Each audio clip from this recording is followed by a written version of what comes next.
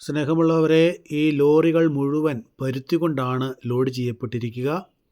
തെലങ്കാന പരുത്തിക്കും അതോടൊപ്പം തന്നെ നെൽകൃഷിക്കും ഒത്തിരിയേറെ പ്രാധാന്യം കൊടുക്കുന്ന ഒരു സംസ്ഥാനമാണ്.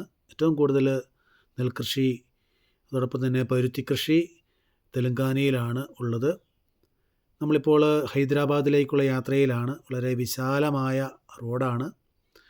നമ്മളിപ്പോൾ ഗോദാവരി റിവർ കാണും. ഇതാണ് ഗോദാവരി റിവർ.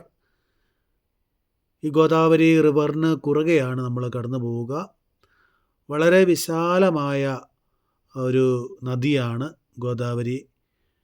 പക്ഷേ ഇപ്പോൾ വെള്ളം കുറവാണ്. മഴ കുറവായതുകൊണ്ട് വെള്ളം കുറവാണ്.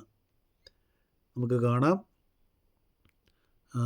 അടിത്തട്ടൊക്കെ കാണാവുന്ന രീതിയിൽ തന്നെയാണ് ഇപ്പോൾ കല്ലും മണ്ണും ഒക്കെ ആയിട്ട് പാറകളാലൊക്കെ നിറയപ്പെട്ട ഗോദാവരി റിവർ.